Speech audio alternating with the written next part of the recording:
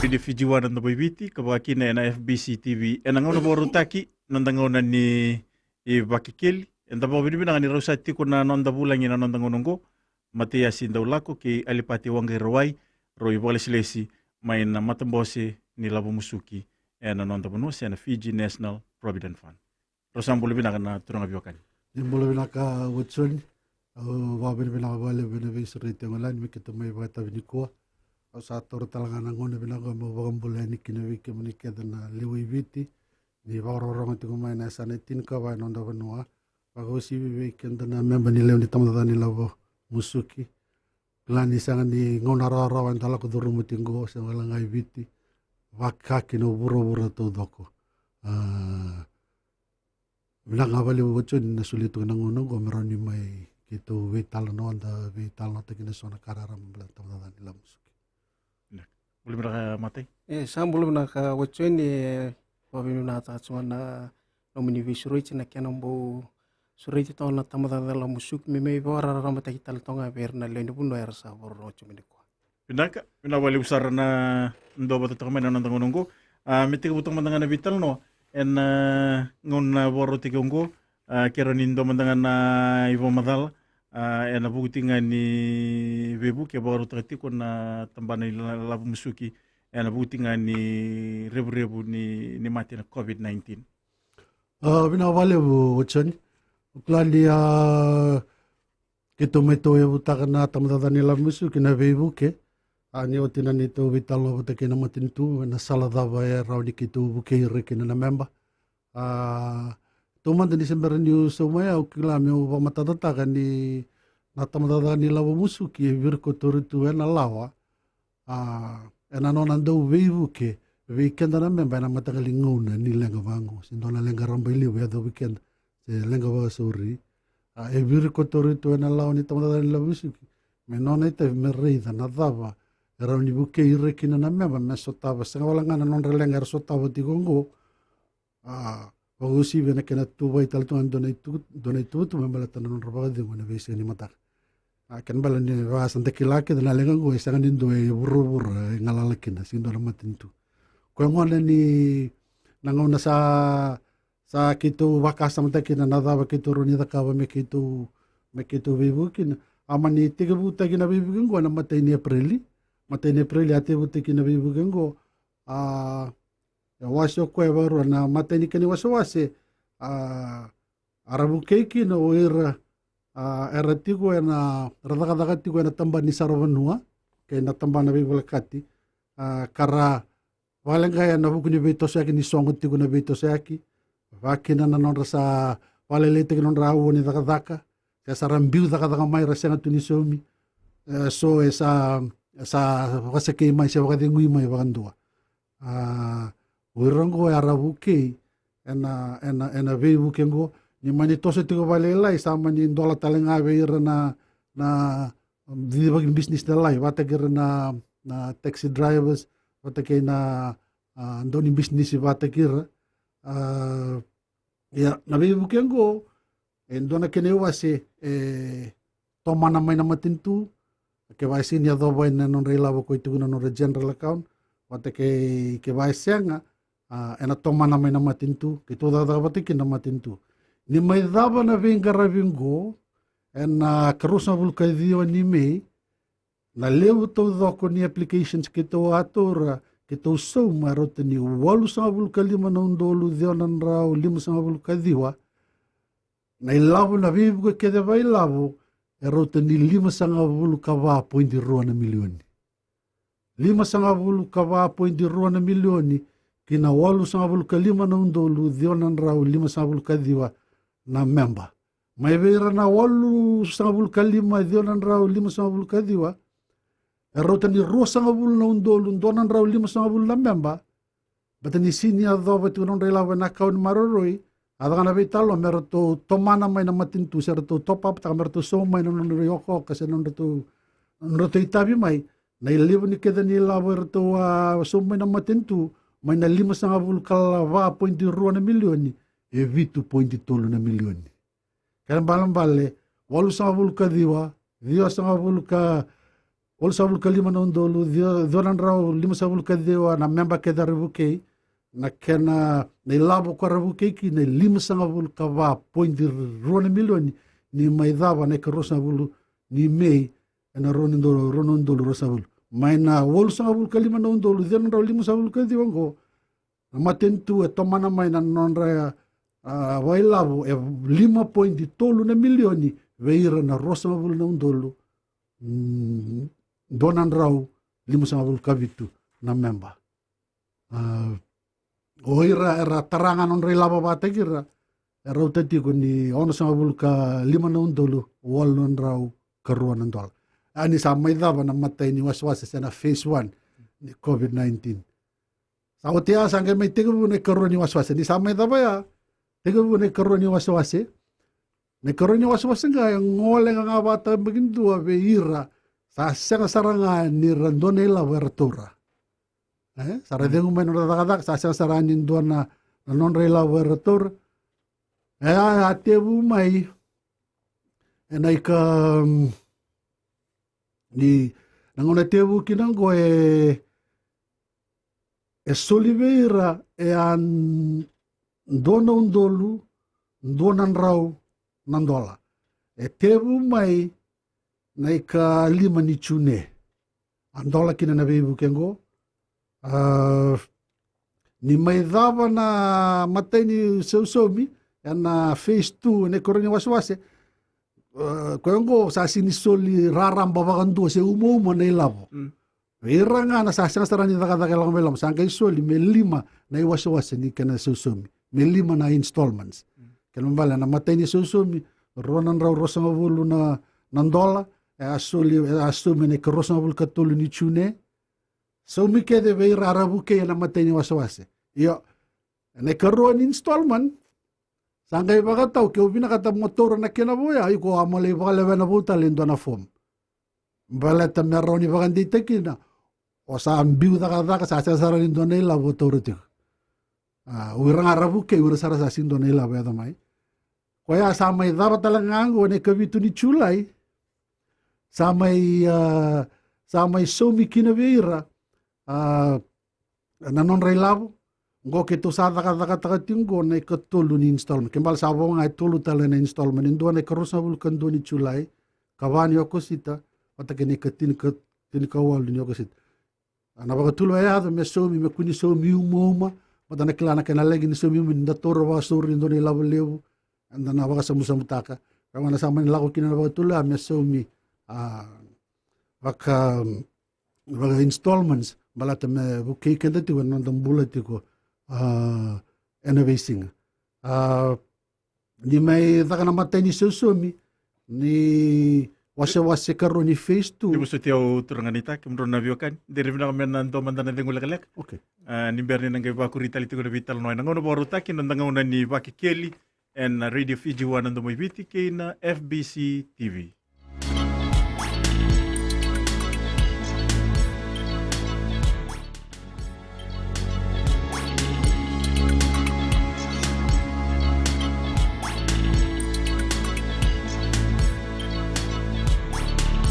Ni Vakekeli na Radio Fiji 1 nando mo ibiti kay na FBC TV romoy nando bulang itiko alipati wangay rawai kay matayasi ndaw lako rawi bali silisi may na matambosi nila bumusuki. Turanita? Binaka. May bakawa sa wareta ko tina okay na bakatulaya may somi baka installments na karoni wasawase may bukira na dito memang gua kito sa kata tinggo na ikatulo ni wasawase ni Susumi kaya anak itu nakatin kabito ni Chulaengo mena dengukina watake na ngai sumio ko na karusa vulkan do ni Chulai kan balambale sangai boya irotale na Susum kito nui takati ko ni bebo kito sasulia tigo watsoni na leva na takiba alo matua era na mani ni taka me matesindo weekend de kila nanguna nambalaw ni kana na lakotumay na nandreden to sa tawatingo me wakau satu no tu ko sangol ngani so ta bibiti so te buru tu mal sa kambing bibe kenda andundua mentana waka taka waka alo motua nei lavu kena non dei lavu na tamda ni lavu musuki me rao kina ni da dengu wana minda buki kenda tu kena ngunan ren da sota batungo Pina balik besar na iba matal main na ibola kira-kira vingomi bo boibi so tabi so na boleh so tabi kina obambuti ni rere rasana taratu doko na wekandera kira-kira na non labo kila ni tu tale so se vong muri tu na kira-kira bina kauchon kala me pakanga ni na sarde tu na libu ni apliki ni kere-kere kitu torto ena tu sona malum gotalanga sengay mateni wana me kitu viso tekine walwal ni tu vingara nasawa nga tegisaranga na mona liba na numu talibo ni veko yaki sana numu mona liba na laptop na walwal ni vingara ko balata na ngauna dene durumu tu na lawan ni kanan ren na vito se yaki batake na via waki tu ko me pakana na lawa sama ni tak mana kira na wale ni vingara vingo me banga tenga na talibo ni veko yaki sana ni tu mona liba na members portal au na dona kana ni to ba vini nakatagati ko na nonra veito ko ni kena ni tu takataka bata ke ira na member mera tobole mera mai valewe na nonra form na nonra email address bata ke nonra talibo ni veko yaki Barte merao ni rondrovira ina vengara vingo. Ko una via turno ngongo mona sulle mandeki ne ve mata ina ngongo balate merao ni o madala takina e sona vi kartu sotava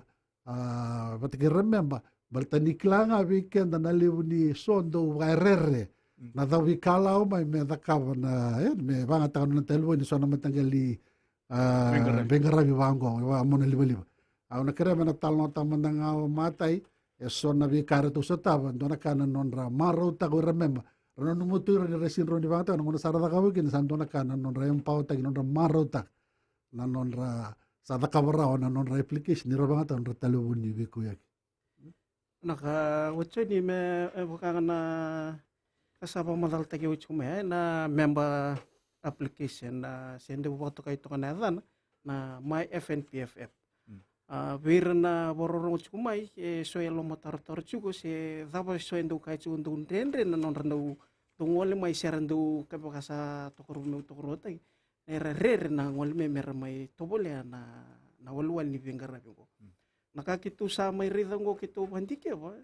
ni rangole mai oira na memba kitu wabin na wale bener sada bukala waro mai na wana sa mai ado mai vikitu to sangga itu ko na nitu timi R1 sartungan na nitu una ni vengara na bukeira mer na ngole kina mona libu mateni rendre ndo rendo so tabuchungu bunga bi rendo ngole chumai rendo mai tobole mani lutu ko so nonra registration se me ngona mingi te bukina do na buna lebe bobuna chungu ni sanga chugo ni semberi register na nonra email se nambo ni talubuni akambimbi wacho ni mera kilab na chugo na memba ena raunga ni upakaya ngataka na mobile FNPFF ke bukasa chikuro vikitu indo na sal ni vitara lesu bi memba mata na wana ngai wana sana ngole mo kwa mesa na banga te kina na mona liba mata ni kana ena bina kacha kito na vitara lesu ya ni biko through email se no mobile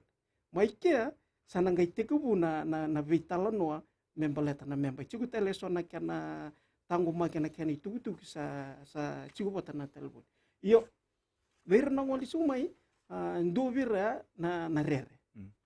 na dabu kalau meratarain sachigo na taliboni sachigo kwa ngandra ko na smartphone mereni bona sachigo sa download tu ya semberangan di pakanga tagi nangona sama ni kito kucira rambicira lo nangona tu lekina nangona sara levo sa di lo mer sarida sangai matalo ni keride i kwemba ngango na kenelada nangona kito sarisa do kito sa rotaro ya mesa register na namba no mobile ken kero kitonge sulo bonda ngona ndo si rona miniti mendame me tegu bulo ngoli lo males mai tumba na kena vakanga ta kena mobile app sovir ngol mer may bagangata saraling gitu sangga itu sangga rauro na ngoni san Victor tono ke mami sini yang tal miki ngol may FNPF miki may turin namba miki mami wase turun tono ngon miki milib ke mami tonga may napolita da kasi wal ke mami sa bita sarang may mona libo ke mami sangga rito tonga na telefon na kena Victor sa kisi na status ni mami application ramaru ta kasarwalew sangga itu sangga rito kumbang ngango nakakina menda tobolya Revida na karan to kito so tabo ito redicho e bunga tobolya nga bang dua barua saratune sa nandendre o saru indrendre na application ko. Ya na application kito bito pati chuko na mata bose ni labusuki e buke chuko na member. Mo long na sa tao kina ke bakay tuno ba no mobile is not registered mo le mabikito. So nanguna sanga ni to soro na application bleto non tin namba sember ni register bikito. Kambimbi nangona nang ngole na na telefoni sere na register may nabi na kasi na nona FNPF number nona tin number register sanangay allow tay ko mengay register ta nona email kena mobile ono saya email saraw kena mobile sanangay waka wo indo na password ina nona email sa telefoni kaya baka sa nona email me kunilang taka reni register using me bantanga nona telefon sa nono nangay text tayo po ando na password saya doon na password kito sanangay ko sanangay reni reset ta kasi pantudon ta menandami no na password ko ay pinagat lew sa rawat no na application ito tol instantal to na kana vito sa ki ito tol no na roda na feedback sa kay kauli subira na members tali ta kasarapol na members ya kito wanu ni chunga bir talo ko ron chumay bungar na velo matar ta re sombe ka ngori saru ciranga na taka chiko so tio matay ndo talamanda na vingol laki mro na biokan ni beri nang ba kurita litiko na vital na ngono boro taki nonda ngauna ni Vakekeli na Radio Fiji wana ndo moibiti ke na FBC TV.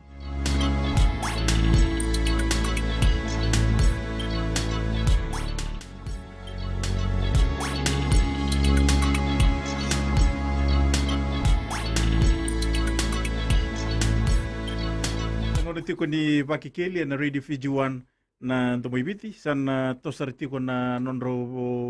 madala na ibole silesi may na matambosi nila musuki alipati wangerwai ke matiasi ndolako. Bina me kasaba madal to kina o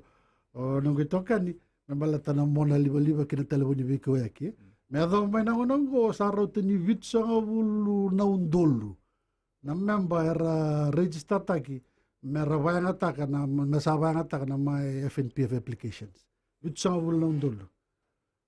Rotatal ni sibe tulsavul ka may kuringo tulsavul ka ono na undolu na memba. Sara register taga na nito mona liba na FNPF member portal. Kaya bala sana via donan raw basa nga wulu na undolu na member. Sara update ta tungo na nonra address sina telefoni na email sa na nonra na email address sa nonra mobile phones merawan nira ngarabiki na wala ni vengarabingo. Enang ngona santo sa tabango na wala ni vengarabingo kito bakang bauta ni na bakang bulang ngona, bakang bulay labo, bakang bulata lang asasangan nindo na mga indo na memba menang wala may nito bali bola na vei tuku kede etiko erawa ni tormo ko may nano na telefon ni veko ya kisano na memba poral. O nang ikremate isi nga me barita na dabaso chero ni Roni toro mai na tuku dava ni vanga takin to na memba na matanggali wala vingarabingo na dabaso china naka roni na tuku roni toro mai na mai bikito. Na kana me kurang na kena mamadala sangay mamadala tak to na dabaso china roni rede pona nonda telefon na ngonu sa sen. Yo sign up na my FNPF esindo na kay lavak si sumikin. Kuambe ka na kay ena turumbang na nona download ko na download na download via 5 to na 5 megabyte lay sara na kay oreni o dingoma siya na turmakin usibit sir na ko download ta kano man na ka na ka favorita ka ni usana chigo na lo man no my FNPF indua sa wakatarabi ko mo raw nga ni withdraw mo may ko no mo wala ni na FNPF sindo no muli submit so limbita no mo wala ni kere o sangara po ngay na naman telefon kena kerua na rao talanga viko mo na redikina na quando na tugu membelechiko so nongona rendongole ni na members merangole na FNPF rangale kila toko iki ni vidala toka yali toko ndona yada se nono chingni singsu de dala toka nangona sana reni redikine sana rao bua mena varo te kwa rao chigani tana vibuka ni tamba dala la musuki lebu talitu na vibuka kwa sa tubola ito so mga nangoni lenga nangoni lenga ndasanga ngandra na ilabo nangona ngale lore ni lenga toka na da musiendo na nomu chingni singsu se vidala ito walai na via mbera toko valele na proses ni nomu na pipesen membele tangona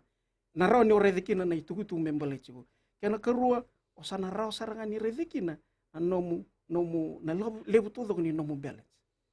lebu todo kena mama na ni tuna na lebu ni balance sana kilavina kan ni nonda lavna lav tamada la musuki wasiro chu ndo to ko to kai to na preserve account 70% do ko na general account na 30%. Leo sa chuko na telefoni sa mo na libu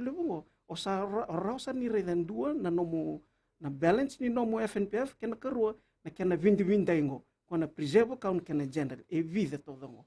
Rauta la ni ngo redikina se vida na nomo housing eligibility ko rendo lele vundango li chuka ni ngo ina FNPF per le kereto ko na non statement. Nomo ni sana sign up na mobile app sana vatarabiko mo access taka na itugutungo sangwal nga nyo access taka sarao talaga nyo print taka na nomo statement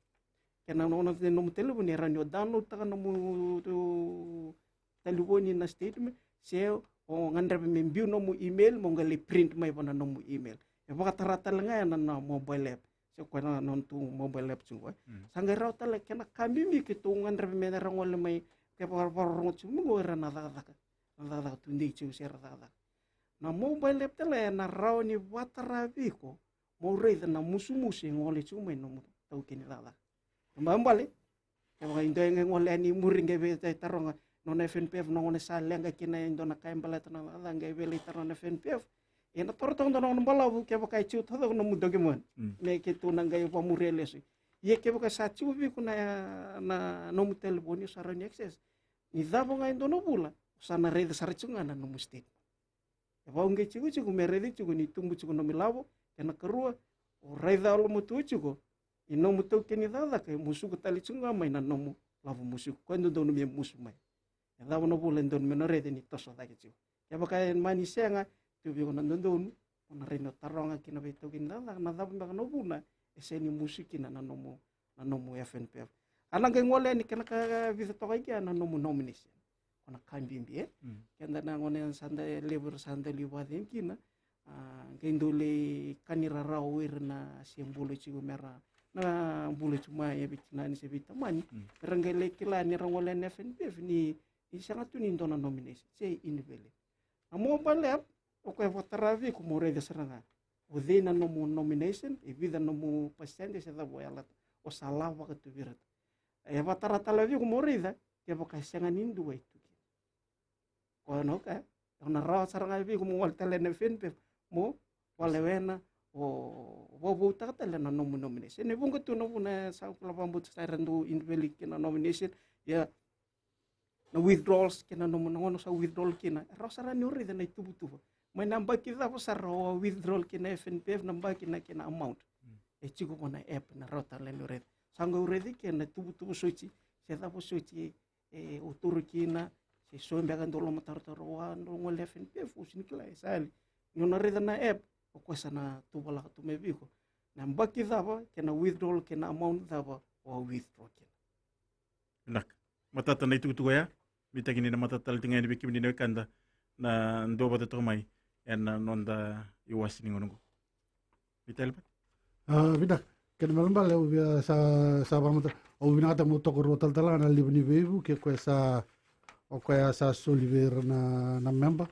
na mateni wase na ngona mai dava kina mateni wase ke tu soma e walu sanga bulu kalima na ndolo dio sanga bulu ka dio nan raw limu sanga bulu ka diwa rota chuko ni limu sanga bulu ka ba pointero na milioni asa mai dava na mateni wase karoni wase ko sala ko chungo mateni somi ke tu soma chini ka ona na ndolo na kere e rauta ni 12.5 na milioni. 12.5 na milioni ya so mawakatambagin doon na matintu. Na matay ni installment, na first installment ni 220. Ya may somi na ika rosang ulkatulo ni chune. Karoni so somi na kavitu ni chulay, somi kina e rauta ni rosang ulu ka dona undolu ronan raw tulsang ulu kawalu na ivola kere na applications e rauta ni va point vitu na milioni. Va point na vitu na milioni. O koya tomana daga na matentu no na iwaswasa na matentu e rua point di ono na milioni. E so na matentu. Kenen balembale ni lora ikede na vebu ke salango saro ni donan raw rosanga bul katol. Donan raw dia sanga bul kavitu na applications. Sana kere keto saso moti. Rota na kena live ni lavo todo ko rota chiko na ni ono sanga bul karua point di vana milioni. Ono sanga bul karua point di vana milioni. Ea na veka e soma mai na matentu e rota chiko ni sini katolo na milioni. Sini karone non e bota na matentu. Pinawali besar kemro review kan dari bila menang dua talaman dan nating ulak ni biarin nang kay bakuri tali tungo na bital no nang ono baro taki nang ngauna ni Vakekeli and radio fijuan nang moy viti kay na FBC.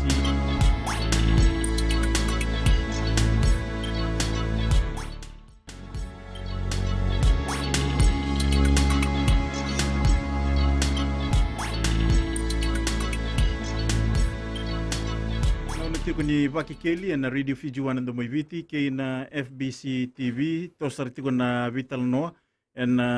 ngona waro tigongo sa may dapat ko ni katulus nga bulo ni Tiune runon doloro nga bulo na embaki pagilab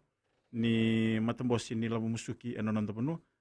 tuku rong pina kani rawatan na kamba na matambos ko natumbo 5 na pasyente ni gibon don pagyo ke bagasal ni tuku ya Binawali mo watson Oklanya mai kadivaga nando ni lawali ni tamada la busui go chao chikoro ni mai daba namba ke vai lava ni katul sanbul ni chune rona doloro sanbul na tumbo lima na pasente na tumbo 5% rotetiko ni ronan ra wal sanbul ka ronan ra wal sanbul ka 1.2 na milioni mai somi be kenda ke na member bi vota ke non account ani vindu teitaki vota ke na ronon dolutin kadiwa asoma kina nambange na 1.25% anda be vota ke kina tulnan rau 5 ka tulna milioni me bakarin dakila ke na be kasa mayado mai na tamada ni la musigo ko ni ber ni kadiva ka ndono na tumbo ko ndono me ndike baba matau na be ka ke balat na bula vai lavo na koko vai lavo itigo wana na koko ni vai lavo ena nona patake na buturarani ve ni bagatumbulan buru ni bagatumbulan etigo talanga eso na indusi memori na ngona endo kaji wakina na tumbu ai wili tigo kina ena kana ni sembar ni to bando ni mesumingo matai etiko ko endo na to sada kabutan endo unifika na auditors merto bandonia sangai tigo to talanga na nito na dona kenanda na vada na dana tu na fund actually kwangu ni mbara ni vando ni dona ka kwe mena vaga yotaka tu na koko vaga la ventam de la music mena so na tumbungo sesen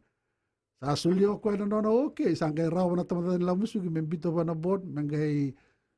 tu ni talanga wana reserve bank sana ngai vando di mo ko ni tu na koko vaga la FNPF me so na tumbu 11%. E ocho deu na kanga uwe tukunetiko we kemuni na warong tiku meni kwa ni we indu teitaki anam buturara ni baka tumbila we viti redo matanga ver na tumbu ka somitingo vera na bangi se so tal ver na doni baka tulo na 5% na ngonongo keto no mutingo ni do na tumbu vinak ana koko ba ila we tiku kito keto ngaro na talitunga ana kena tunde tiku ba ila bertamda ni la musuki ana vengo nango Napa kau santo pa madala tako ti wachoni. Na itabi kwa kitombolo ikin na tamada ni la musuki. Me keto maro roe na nonde ilabo. Me tunde itu. Me maro itu wekende keto vaso kumuna. Keto baka tumbura. Me Nangona sa andua ile idengo kina ngona adhabu kina bagilu sa ulkalima. Me tora indona ilavo. Me rawa kina ninga ibagat pula wataka babinaka. Me sana tumbuto kan dona ilavo. Ena dona kina watang nende binaka. Me rawa ni tubakata kina nona bagadingo na bisi ngani mataka. Kena bal sa bimbi wana tamatata nila musuki. Na nona dota kawaso na bagat pula wawango. Matai me tumbuta langa kina. Na nonra ilavo na memba. Bala tana itavi nui tegi waya. Me bagat tumbur nonra ilavo. Ena nonra wawarau tagi tugani. Ena nonra bagadingo na bisi ngani mataka. Kaya ni na tumbu kitu may kanya ko na 5% kitu bang botetiko ni tumbu binaka ke bintu tay tagi mandang abot na bika sulit tu kana market ibit ni ba tumbu law kitu inuita kan isar na maro ta na kitu sa tingo may libo na libo na bika may bereme maro ta na tumbu ko kitu sulit kitu inuita tu ni maro tatalanga na memba na tumbu kitu sasong yo ni vindu taita ki na bono ni marrila pa patake na tumbu aya usano go bakam bautango ni sanga ni dono bono ni marrila pa se pa tumbi la be kenta na daga tiko be kenta na memba me vata kana tamada ni la musu Na wali usar na abibo anditaki biki binina kanda na ndo bata tomai na nondanga nongo ke baka itiwa na bata taro na buku ni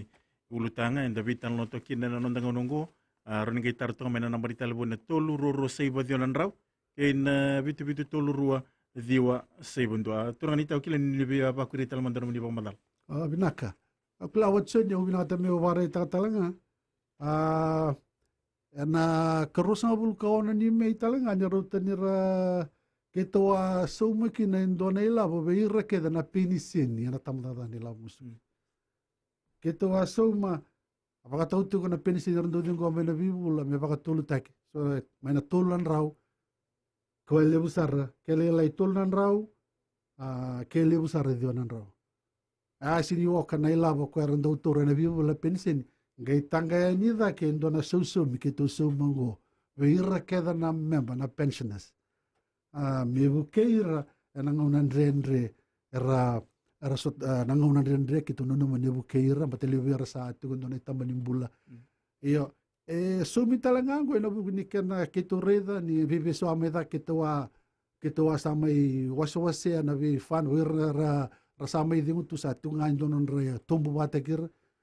ena kena rede ni roni dingu botu na tombu ko pakatambing do ver na sapi ni seni tuno no ni ditu babina kito mani soma kina na ilaw kito soma garo tani va puindi va na milioni kito aso mai ka gross nga bul ka ono ni me veira na ono na undolu vitu na rau tul sanga bulu na pensioners ar mero bukira kito toro sara lebu na babil binaka may ver na pensioners na non ra babil binata may non rambo na num iyo na vika kita taka tingo watsoni kana ilawa ko kita uso matingo na vika kita ngo ai vuti ko mai ondo wa madala tawe vuti ko mai na vive sa wa mai dak na tamada ni lavo musuki na vive sa wa sa na reform sa wabu na kena mai tungo na tamada ni lavo musuki na nduo na vanu na kukuo wa ilavo me rau kina vikitu me kitu dengu wa na matangali venga rabi sa ni lavo ko kita uso matingo itumba membali terima ba usi yo nang unan ren da so taw tungo kya sa ni may daga na bi so ya watsoni indona langal lewu kya na tarana bonongo iyo ni tiko na tamada ni la musuki vivi tiko ba binaka ko ba la bo tiko wa rango na viketo me keto vivu ke ani vira na memba na kendo toboli mandanga bata ni sindo e ngalala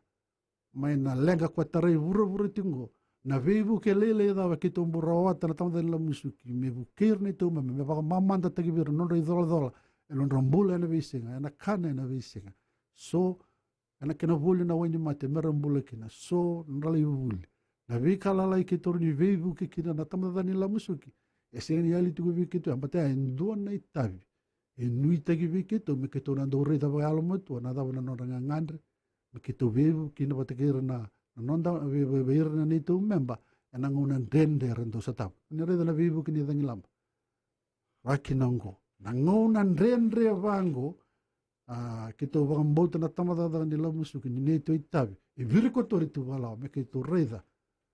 naroni kito bukeira na memba ana itavi lala idava sana bibu kala idava kito roni sulia vira merao ni rabukeira nangonan renre dos tabutemo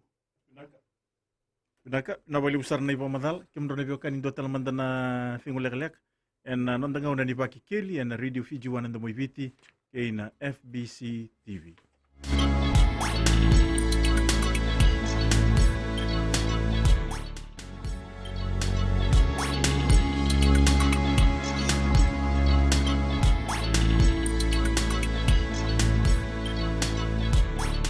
Nanda ngauna tigo ni Vakekeli na radio Fiji one and the Moiviti kay na FBC TV oiti ni waswasi ni nonda vital noa en ngauna boro tigongo. Okila ni libu boro ngoto mayar sarong ati na libu ni lavo esa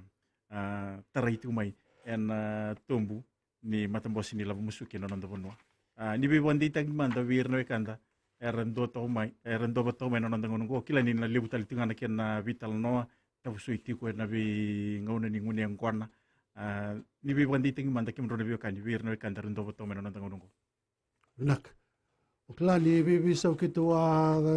akabocho ni osaba madala kina bala ko sababu na kina maitunga na tamada ni lamusuki amadala kina matai nonda ila be wasiti ko tulsa bula pasende tu na nonda account rambai lebu sana general account utsa bula pasende ina nonda account marro ina preserved account na vebu ke kede ko kitu tu na chungo ko sa asuli tungo o ko ya tarai chunga mai na nonda tulsa bula pasende na nonda general account kene balambal na vitsa bula pasende ako ya maro roi tu membela tanumba di sinindo na be ke ni kani wuli na kani medical na COVID-19 go na be kini tangi lamba ako ya tarai ngamai ena non the general account kena mbale kede membe na tarai ngamai na tulsa bula pasende na numu vitsa bula pasende e maro roi tu kena mbale mi bago satu no tina be so ko ya sama idakaya kito sambite kina nanduan na me wala na provident fund me kokoa me roni tunde yoko kene balambale na kaya daka matai na bono ba tumbi labo kina tamda de la musuki e tu na lawa vir ko tore se volunteers dusi na bono da ba kito na ba tumbi lever na vataro te me anda klava bina di viti ni vata tu na tamani sarvanua e ndi na ni kladi sava kala ngai na sarvanungo kala ngai yo na kanga beberta kito na nito na ilabo ko solitu ina tambani saru no ko rutanga ni tinika rua kina tinika vana pasente na nito na ilabo ko beauty ina bono ni sarvanua kera vale e tu era chugo na telecommunication je chugo tu na be vale chugo tale na matintu ndona waseli talanga ni labo ko chugo na vasang bul korona pasente klani le rando rongo tungo na na ilabo ko sala tunga na matintu viator nga na matintu do na ilabo ko sa ko sa di tulungan FNP fele solomena o bina kata me ubi bandi tagi ke ni mer ni mai tur do na ilabo na tonda la na matintu etiko na lawa na ba muri ar to na ba itabiki na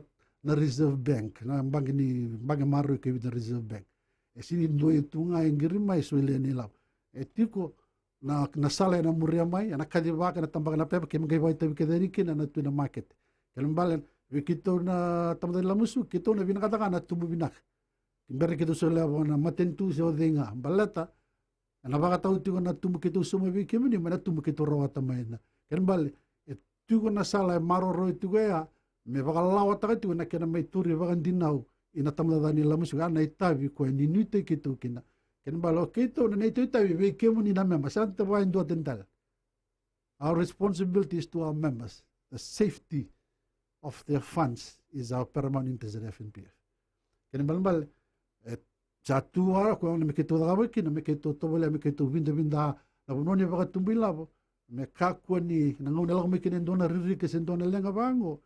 eroni di torna tormandango na telecommunications na bono na nito share na ATH na Vodafone na ngono ni tabutan bila la ko na chu na botum bila na Vodafone na bono ni talbon na data na kena to sa na data kena balambal me ko sa tu na oti Ero tanong ano maro tini basa ul corona pasende ero chigo na ina matintu. Yo ko lago tu mikina vale ni law.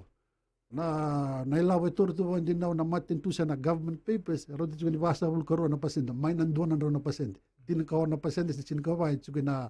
ina tourism kenavo ragay wase ko na loan na view. Kena bale bawala bos bawala ingi kardo tuno tu investments you don't put all your eggs in one basket. Vinda itu but kabain to na lenga do bango chigo irango meredingu. Tigor to na kenan daw na nito to na daw ni wa tumbilaw. Era vaudi tu na lao me remuria na kango me maroro itu na tamada dani la musu me tunde. Ken balbalo kito nito itabe na ngonongo me kito me kito yan raba bina na cash flow ela ko tumai ni saronga dani kedva ni musu. Mai na tini kinawalu kina lima metina pas ni kebal salu tu na vika kito ndor. Sini kito na reda na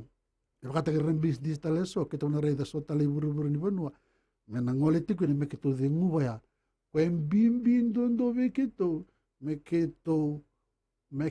wakan data kana nito yale ala wandu anango na sambagi 5 kalima ke lago mo ko me torno ni lavo may na tino ndolu se 5 ndolu se 2 milioni se 2.5 milioni e me na suli wana no ni lavo anango na sambagi 5 kalima sa nango ne vina katekino ni lavo ni wakalaw e wakatarebe aya na kito yan raba bola kana na ilavo ko na cash flow idurtung melo me keto reda me sotawa na nona ngangandre na memba na ngona sa dengu kina me viatura na nona lava na ngona sa ndondoni me tore kina balao me sotuna ilava be keto me soma ya keto yan raba saraba bi keto wana no bena visi sang wala ngakina me roni dengu botala ngana na kere ni wuli greva winuai sendo bir na 5 na ya ko batara itu balao me wakatarai wai dona me tore ni sembernya dova na bagili musabul kalim Kemal sa kan bimbi wana tamada dari la musugi bikima mena velu tai bikima na kali valas lis bikima mi yanra ba matua auna via viva kan de tengani ko bikima ni nada ka chigo sa kan dona bono bina di maruila wa tantam dala musuk bikima ni nasalu tu sum dona kana ni to ba bini bina ta tu ona sala ko tumengo na me marave mai to sa da ke marambotana na non ras musu ko sa wali tu ya sakit tu ba bini bina ni sa dilabira na ba ka sa ni maruila Kena mabal na nung utataw wikimu ni na daka tiko ni sweda kana nung ni musmus but wikeda na ito kay sa sala bina ndonga ni maru ilaba may una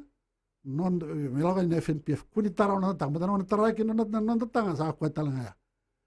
kito viyo na kata me kito viyo kan dita ko na kuni tamada nila musuki na tamada nila musuki tunde itu ba ilaw kito na yan raba tu na kani balis me bakana kay nuita gibi kito Iketo ivalis listi tamata la musugi wakalawa me keto yan rava na kena maro roi tango maki waka tumbur non re lava numni lava na memba patanango na muni sa dawa kena bagi 5 kalima muni na torno muni lava maro ta kena numni wadi ngona besen mata Naka wachon ni tokoro tanga na kay na pamadala sambi to china ni tulilu wadala mem tuma membala tonga non tuma na tengen non musmuse ni saronga do chi na vivandi teki inda tamada dela musik na ni lab na kasarawata na investment ka weekend na borong weekend na memes inda tata chumengo non de tabi ngau ken de men dandra na non ta padi asa kila matutu ni law ken tata chu sa chini ngai nam bulum ini sember ni chini nam bulum indo chu kwenda to sa inda na le padi no padi ki na sana dingu mai ki na visu mendo turuchu Kaya kay ito may bunaw takachiki na kaya mani rawa ni to songa dake. Moto mana dake talo musmus sa kaya nangono binakachungo moto songa dake. Beta na interest sule chugo na FNP pakasapa madala tagi. Obambota ngona tumbu levu tundu kaya baka indo na boto to bata talena puna ni boto tumbu lawe. Nonda labo ni FNP tumbu levu kana kurwa. Nonda reda to ngaminda reda alumoto chugo nangwana na ledem kina. So tablo stali chugo na tumbu suli chugo Pati kena nonda tosonga dan dia dana cukup na fumungo na additional contribution kona kena ucu cimbenga na via baba pandai cikina semberin dangole na FNPF mesa cukup rono nonda tu menda plan rawa lebo bekeran dongole ani sa da botona 55 sanga tuna tu ngona ngai turki na lawa enduk suta viran pidangan na dana kilabina ni nda tu bekente na lawa ngona laga tonga kina sama yucikina ikicukup na tu nanga binada ki san nisan chuni tu nanga sota pa nanga ngande ni wadi ngu chuni labo ni wadi ngu enaro ni tur bagi ko juga ni tu sa ka baro cuma Nrobo sa tiyo da biukan sa tumbuki kendo koso na ngayon. En ngono boro tikongo nandangaw na ni Vakekeli en radio video wa nando mibiti kay na FBC TV nda ba binibina ka tikabali po be na ita alipati awang giraway kay Matia si Ndawlako roibol sila si may namatambose ni Labo Musuki romay nanda bulang iti ko en ngaw na boro tikongo binabali besar na kimro na biukan na nomor ting komite na bisurit muni may bulang iti mon romay bulang iti kan nandangaw ngo binabali po na boro ngotong may nabe kamu nyong butong buwan ni kalungat sa ati ko.